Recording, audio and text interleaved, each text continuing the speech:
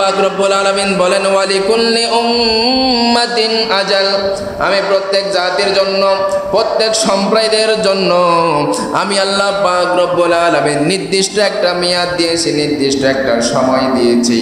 বান্দারে এই নির্দিষ্ট যে মেয়াদ কেন দিলাম, নির্দিষ্ট যে সময় কেন দিলাম, ফাইদা জাআ আজালুহুম, যখন ওই মেয়াদ কানা শেষ হয়ে যাবে, ওই ব্যক্তির ওই সম্প্রদায়ের যখন হায়াতের বাজেট শেষ হয়ে যাবে, লা ইস্তাখিরুনা সাআতান, ওই বান্দাটা, ওই সম্প্রদায়টা, ওই ব্যক্তিটা এক কদম পিছনও দিতে পারবে না। আমার আল্লাহ পাক রব্বুল আলামিন বলেন ওয়ালা ইস্তাকদিমুন, ওই ব্যক্তিটা সামনে এক কদম দিতে পারবে না। আল্লাহ বুঝিয়ে দিলেন বান্দারে, বান্দারে আমি যে একটা তোমাদেরকে হায়াতের বাজেট দিলাম, ওই হায়াতের বাজেট যেই দিন শেষ হয়ে যাবে, আজরাইল তোমাদের সামনে যখন উপস্থিত হয়ে যাবে, ওই কঠিন মুসিবতের সময় আপনি চাইলে পিছনেও একটা কদম দিতে পারবেন না, আপনি চাইলেও সামনেও একটা কদম দিতে পারবেন না। মুহূর্তের মধ্যে আপনার মৃত্যু হয়ে যাবে। জোরে বলুন সুবহানাল্লাহ।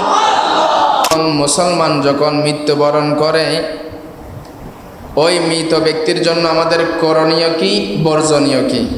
وقال الله تعالى في شان حبيبه آمرا ومخبرا إن الله وملائكته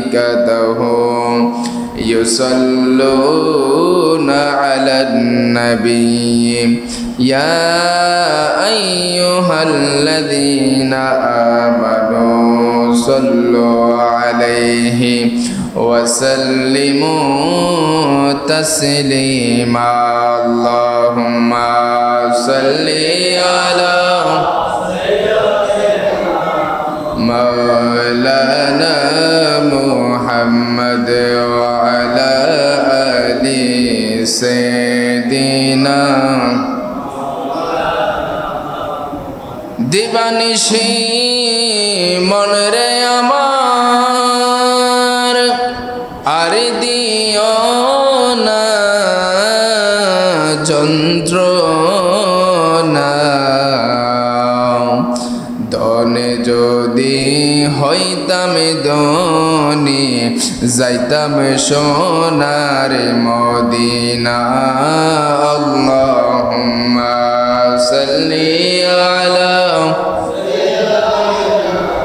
মাওলানা মুহাম্মদ ওয়া আলা আলি সাইয়্যিদিনা মাওলানা সালাতুন ইয়া রাসূলুল্লাহ আলাইকুম সালামুন ইয়া अजब रंग पर है बहार मदीना के सब जन्नती है निसारे मदीना बना आसमान मंजिले इब्ने मरियम बना आसमान जिले इब्ने मरियम गैलाम का था जिदारे मदीना सलातुन या रसूलल्लाह सलामुन या मोहम्मद का जलवा जलवा खुदा है, मोहम्मद का जलवा जलवा खुदा है, मोहम्मद का पर्दा है पर्दा खुदा है। सलातुन या रसूलल्लाह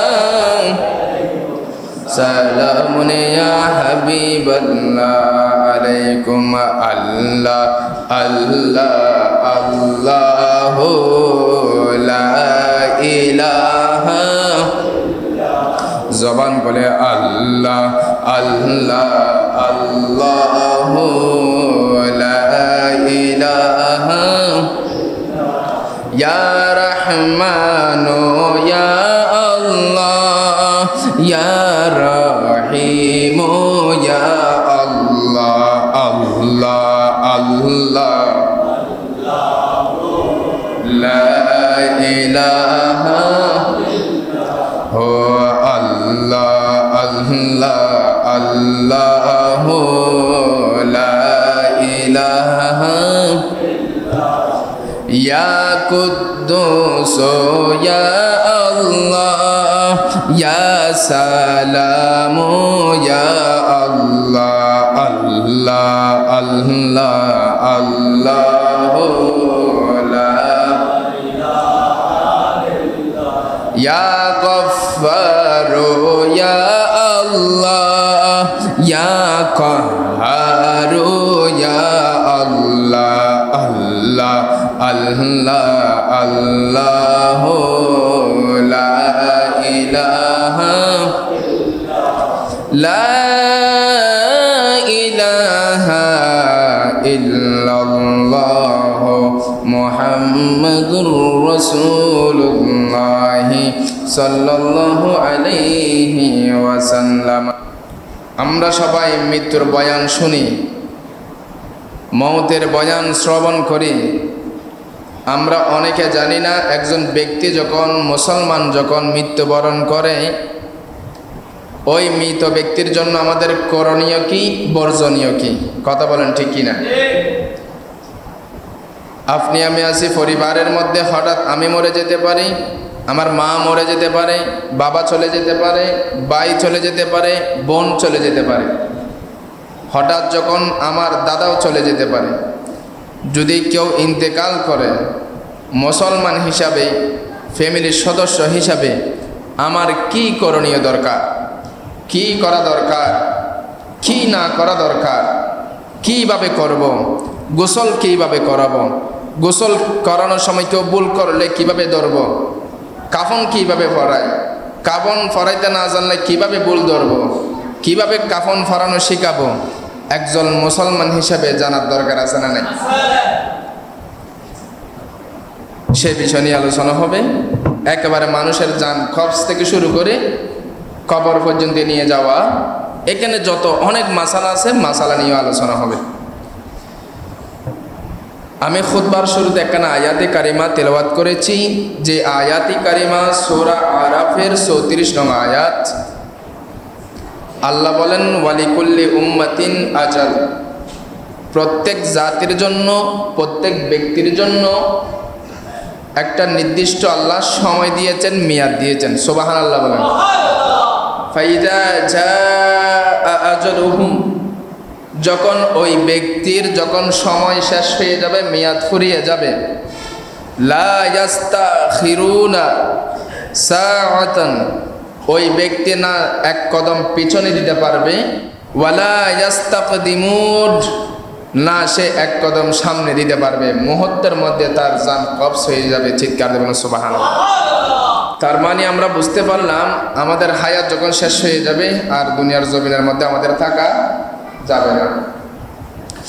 এই জন্য আল্লাহ পাক রব্বুল আলামিন বলেন, বান্দারে শোনো শোনো, আমি আল্লাহ পাক রব্বুল আলামিন তোমাদেরকে জানিয়ে দিচ্ছি। সূরা আরাফের 34 নং আয়াতের মধ্যে আমি আল্লাহ পাক রব্বুল আলামিন জানিয়ে দিচ্ছি, ওয়ালিকুল্লি উম্মাতিন আজাল ফাইদা জাআ আজালুহুম লা ইয়াস্তাখিরুনা সাআতান ওয়া লা ইয়াস্তাকদিমুন। চিৎকার আল্লাহু আকবার।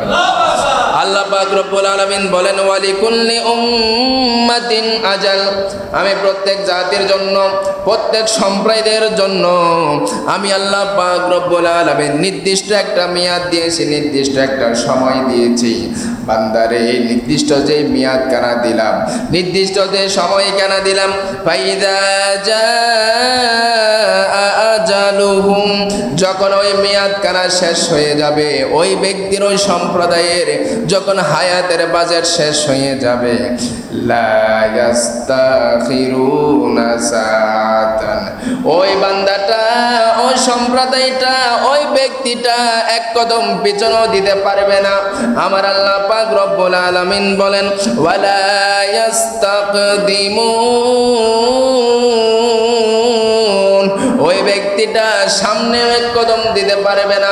আল্লাহ বুঝিয়ে দিলেন বান্দারে, বান্দারে আমি যে একটা তোমাদেরকে হায়াতের বাজেট দিলাম, ওই হায়াতের বাজেট যেই দিন শেষ হয়ে যাবে, আজরাইল তোমাদের সামনে যখন উপস্থিত হয়ে যাবে, ওই কঠিন মুসিবতের সময় আপনি চাইলে পিছনেও একটা কদম দিতে পারবেন না, আপনি চাইলেও সামনেও একটা কদম দিতে পারবেন না।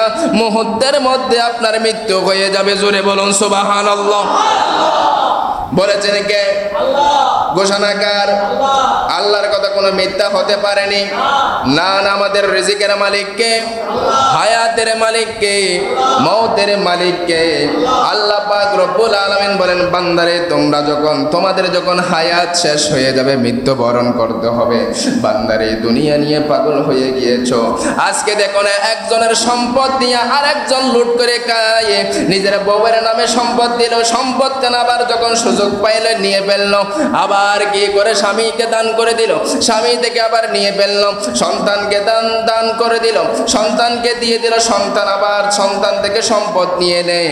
এইভাবে করে দুনিয়ার জমিনের মধ্যে আমরা মৃত্যুর ভয় করি না, সম্পদ নিয়ে বাহাদুরি করি, টাকা নিয়ে বাহাদুরি করি, ব্যবসা বাণিজ্য নিয়ে আমরা বাহাদুরি করি, আমরা মৃত্যুর চিন্তা করি না।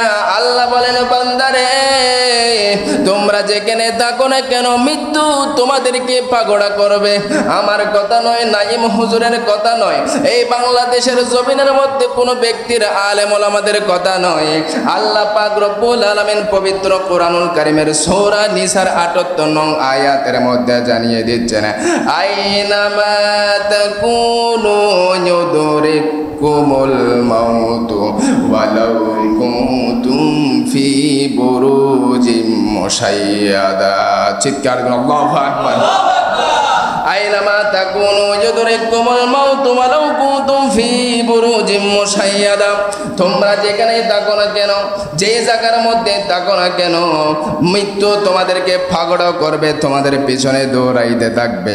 বান্দারে বান্দারে শোনো শোনো, ওয়ালাউ কুনতুম ফি বুরুজিম মুশাইয়াদা, যদি তুমি সুদৃঢ় দুর্গের মধ্যেও যদি অবস্থান করো, মৃত্যু তোমার কাছে গিয়ে পলায়ন করবে।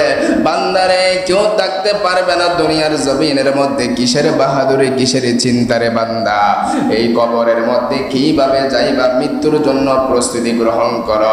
হায় রে, আজকে আমার সন্তানরা ফ্যামিলির মধ্যে কি খাবে, রিজিকের জন্য তালাশ করে, ব্যবসা করে, বাণিজ্য করি, কিন্তু আমি যে কবরের মধ্যে চলে যাব।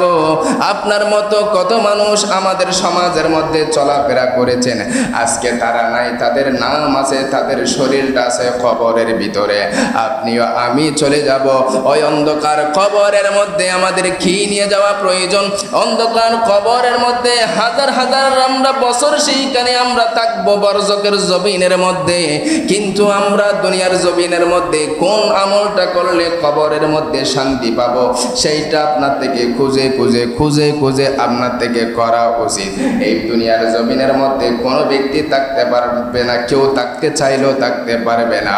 আমার আল্লাহ পাক রব্বুল আলামিন সূরা রহমানের মধ্যে জানিয়ে দিচ্ছেন, কুল্লু মান আলাইহা ফান ওয়া ইয়াবকা ওয়াজহু রাব্বিকা যুল জালালি ওয়াল ইকরাম।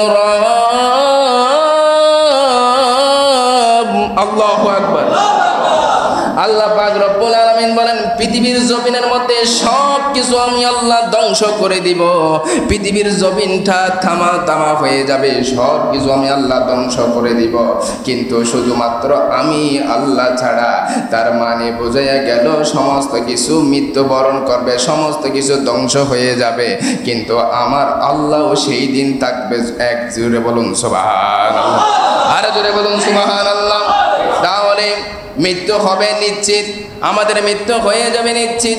হায়াত দিয়েছেন আমাদেরকে, ওই হায়াত কানা থেকে আমাদের আবার মৃত্যুবরণ করতে হবে। ও নাইম হুজুর মৃত্যু দিয়েছে, হায়াতও দিয়েছে। এই কাজগুলো আল্লাহর করার কারণ কি? দুনিয়ার জমিনের মধ্যে অল্প সময়টা আমাদেরকে দিয়েছেন, দুনিয়ার জমিনের মধ্যে শান্তিভাবে আল্লাহ আমাদেরকে সিরিয়াস দিয়ে না রেখে আবার বরজকের মধ্যে নিয়ে যাবে, বরজক থেকে হাসরে নিয়ে যাবে, হাসর থেকে বিচার কার্য করে জান্নাত জাহান্নামের মধ্যে আমাদেরকে দাখিল করবে। কিন্তু এগুলো করার কারণ কি? দুনিয়ার জমিনের মধ্যে অল্প সময়টা আল্লাহ কেন দিয়েছেন? আল্লাহ পাক রব্বুল আলামিন সূরা মুলুকের 2 আয়াতের মধ্যে আমার আল্লাহ বলে দিচ্ছেন, আল্লাযী খালাকাল মাউতা ওয়াল হায়াতা লিয়াবলুয়াকুম আইয়ুকুম আহসানু আমালা। বান্দারে, ও বান্দা, আমি তোমাদের মৃত্যু এবং হায়াত সৃষ্টি করেছি একমাত্র তোমাদেরকে পরীক্ষা করার জন্য। কার কর্মটা, কার কাজটা, কার আমলটা, কার নামাজটা আমি আল্লাহর কাছে সবচাইতে বেশি উত্তম। জোরে বলুন সুবহানাল্লাহ, আর জোরে বলুন সুবহানাল্লাহ। আল্লাহ বলেন আমি তোমাদেরকে হায়াত দিয়েছি, আমি আল্লাহ।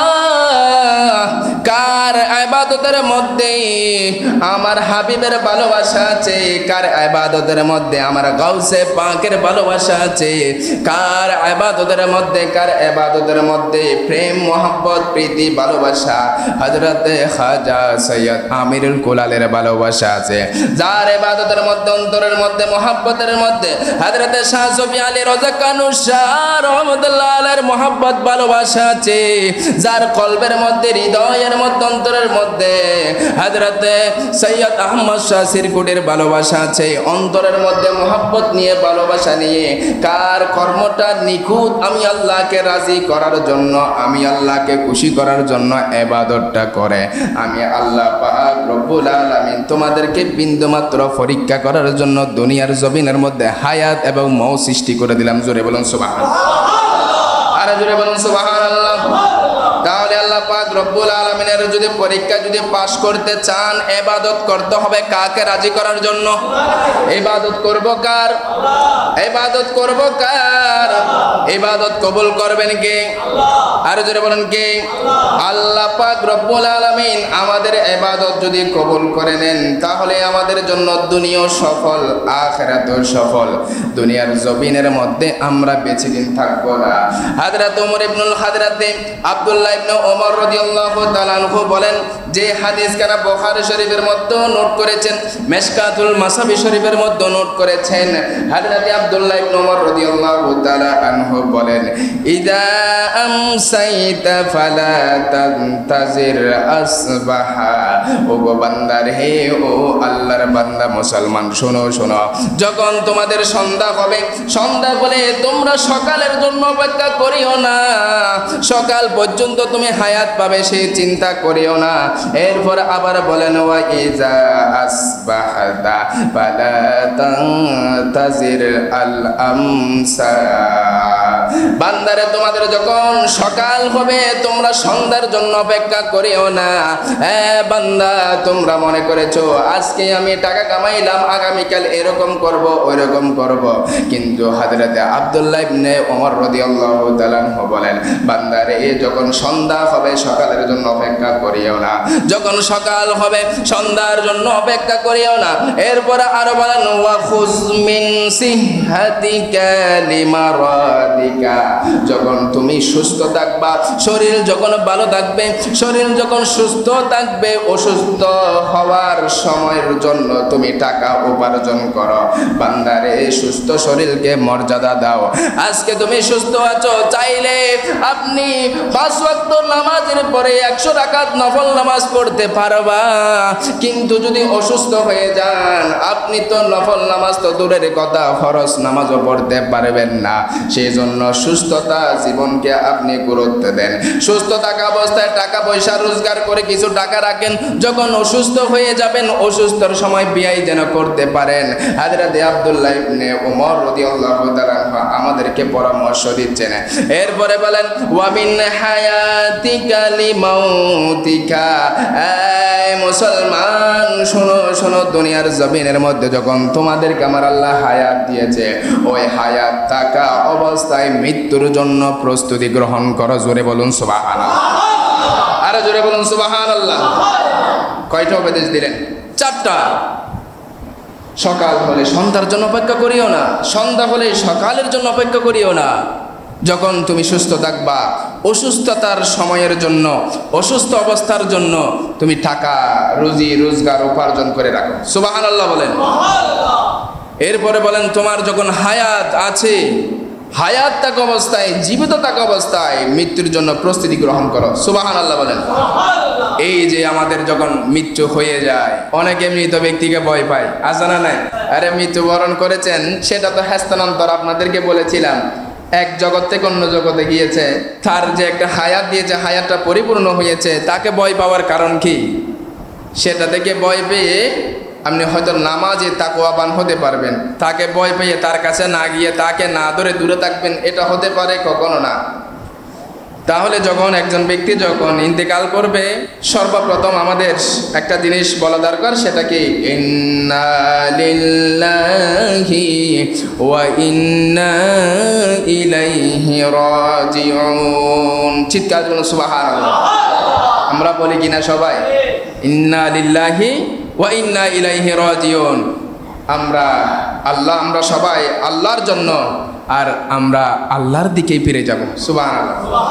বড়ই পাতা দিয়ে পানি সিদ্ধ করেন, এরপরে চারিদিকে সুন্দরভাবে কোনো ব্যক্তি যেন না দেখতে পারে, চারিদিকে একেবারে কাপড় দিয়ে পর্দা দিয়ে দেন। এরপর আস্তে করে মুর্দাকে আনা হয়।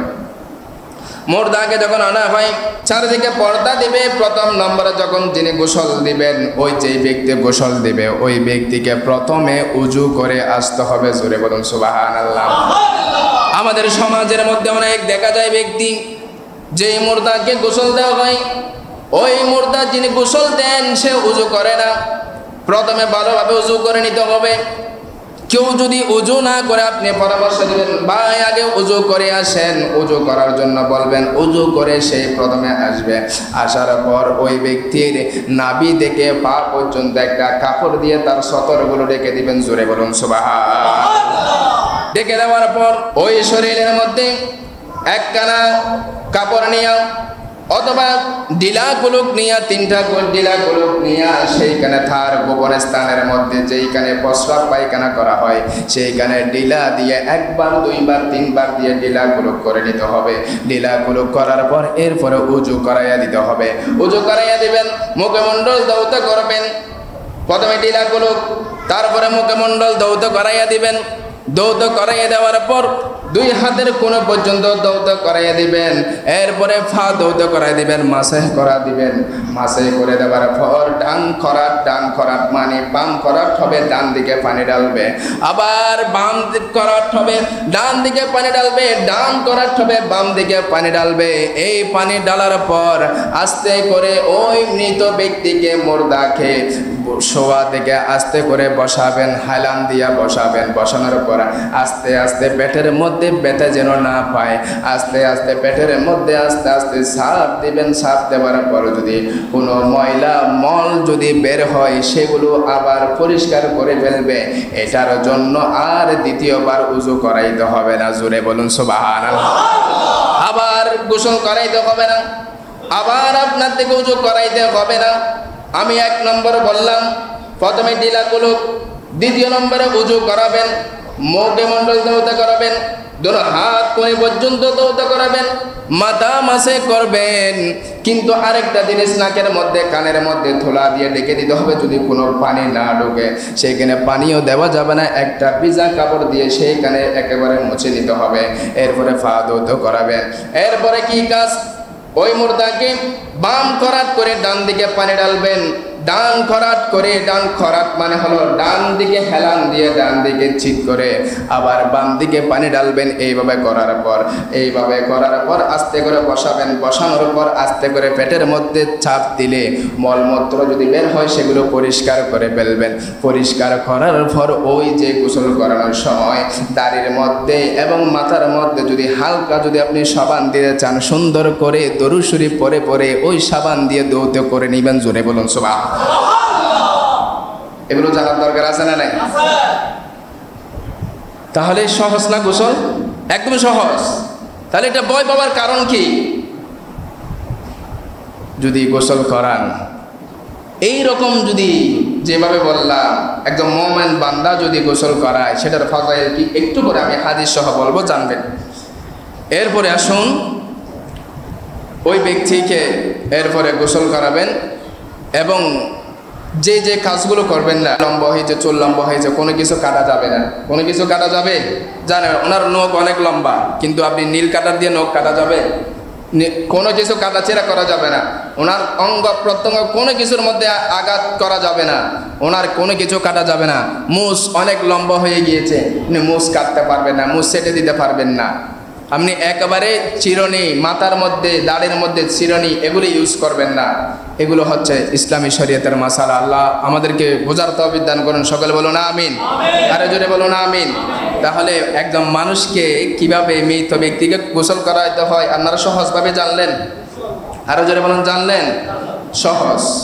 প্রথমে উজু করে নেবেন, এরপরে বাকি যে কাজগুলো বললাম সেগুলো আপনারা সম্পাদন করে নেবেন। কিন্তু এই ব্যক্তিকে যত দ্রুত পারবেন তত দ্রুত গোসল করাই ফেলবেন। গোসল করাইয়া তারপরে সেইখানে ঘরের মধ্যে নিয়ে একটা পবিত্র জিনিস ওনার গায়ের উপর বিছাইয়া দিয়া তারপর তেলাওয়াত চলবে, কোরআনুল কারীম তেলাওয়াত চলবে। এবার আসুন আরেকটা বিষয়, যেখানে মৃত ব্যক্তির যখন গোসল করানোর পর ওনাকে নেওয়া হয়, নিয়ে অনেক ব্যক্তিরা কান্না করে। অনেক ব্যক্তিরা, আপনারা তো যেটা জানেন এগুলো তো সব ইসলামী শরীয়ত আছে, আগরবাতি জ্বালান, অনেক কিছু করেন। কিন্তু মৃত ব্যক্তির যিনি ইন্তেকাল করেছেন তার জন্য একেবারে কান্না করতে করতে বুক ছিঁড়ে যাবে না, কাপড় ছিঁড়ে যাবে না, এগুলো শরীয়তের মধ্যে সম্পূর্ণ কঠোরভাবে করে হারাম বলেছেন। এবং আমার নবী বলেছেন যে ব্যক্তি কোনো মুমিন বান্দা ইন্তেকাল করেছেন তার জন্য কান্না করেছেন, তার জন্য একেবারে বুক ফেটে ফেলেছেন, তার জন্য কাপড় ছিঁড়ে ফেলেছেন, ওই ব্যক্তি আমাদের দলভুক্ত নয়। কিন্তু কোনো আপনজন ইন্তেকাল করলে তো কান্না আসে, কান্নাটা ধরে রাখা যায় না। ওই কান্নার কথা বলে নাই। অনেকে কান্না করে করে মাথার দেওয়ালে বাড়ি খাওয়াই, মাটির মধ্যে লাফাতে থাকে, মাটির মধ্যে আছাড় খেতে থাকে, মাটির মধ্যে সে ওষুধ খেতে থাকে। অনেক ব্যক্তিরা নিজের কাপড় ছেড়ে ফেলে পাগল বেহুশের মধ্যে হয়ে যায়।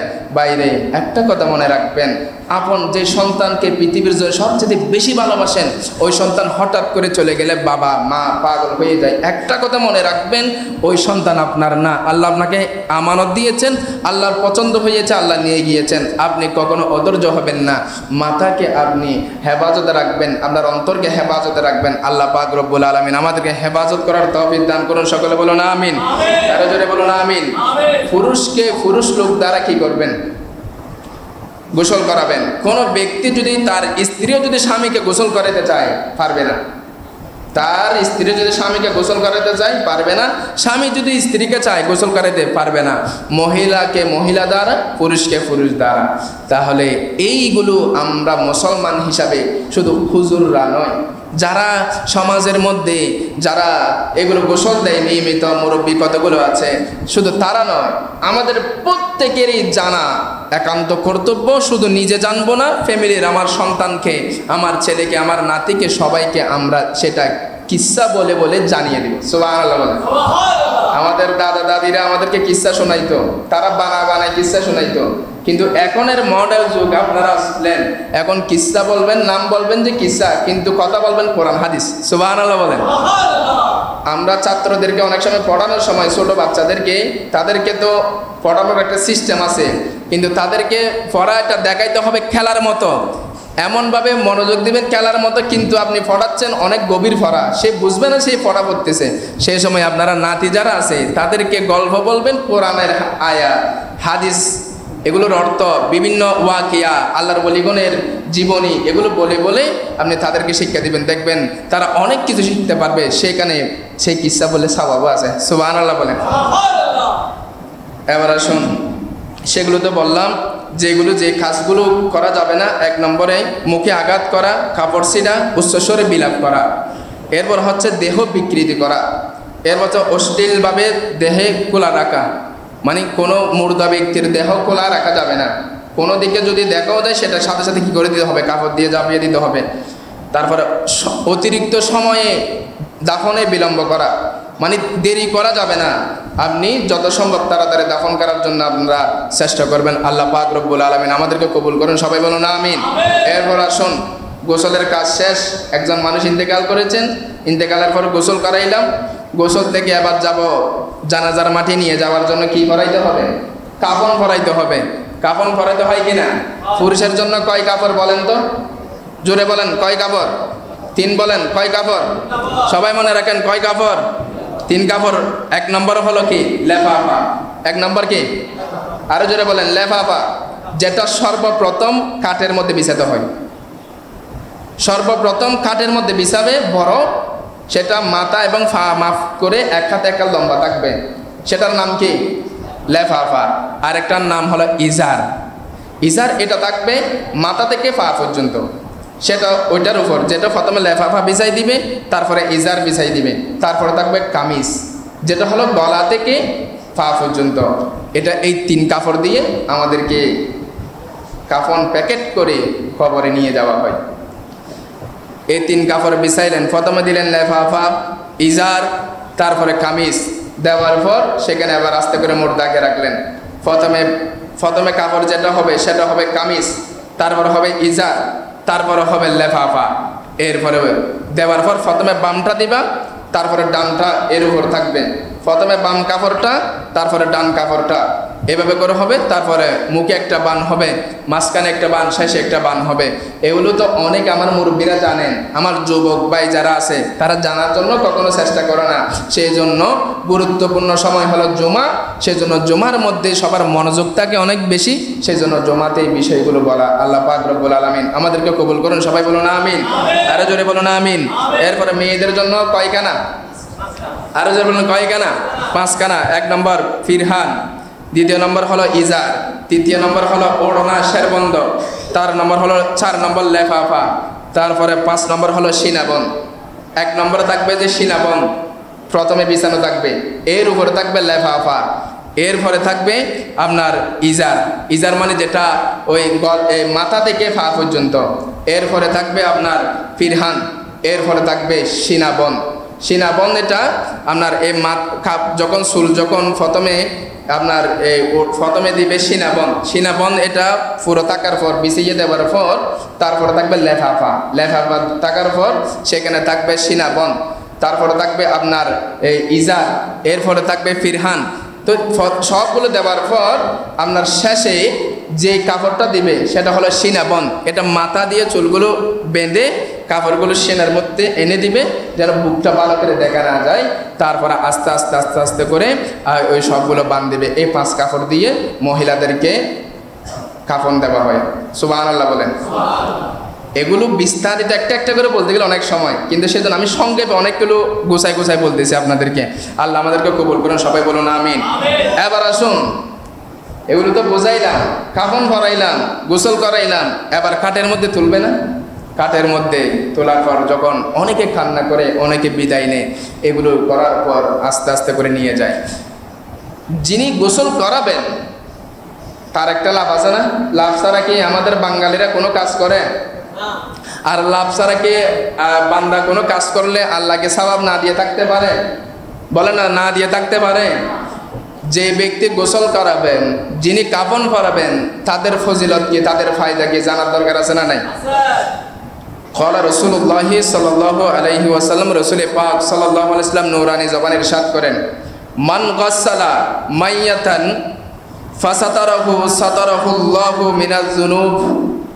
আর যে ব্যক্তি মৃত ব্যক্তিকে গোসল দিবে, যে ব্যক্তি মৃত ব্যক্তিকে কি দিবে?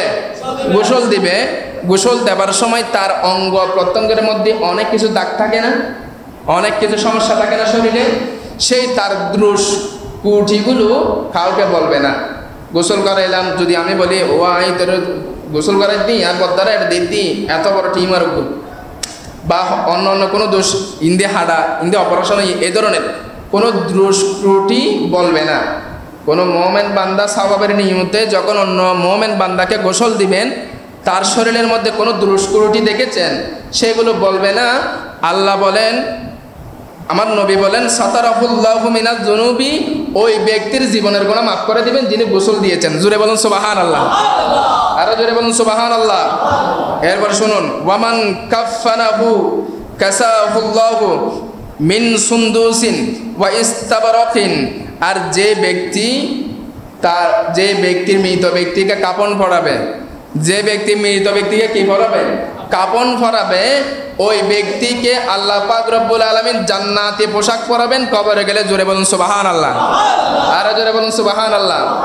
এরপরে আসুন, আমরা সমাজের মধ্যে যখন মানুষ ইন্তেকাল করে, অনেক ব্যক্তি নির্দিষ্ট আছে যারা সব সময় কোনো মুসলমান ভাই যখন ইন্তেকাল করে সাথে সাথে খবর খনন করার জন্য চলে যায়। আছে না নাই? আছে না নাই? কিন্তু খবর খনন করা কত বড় ফজিলতের কাজ। অনেক বারবার হাদিসে শরীফের মধ্যে এসেছেন, কবর যারা খনন করে, যারা কবর করে, তাদের শানে কি বলেছেন?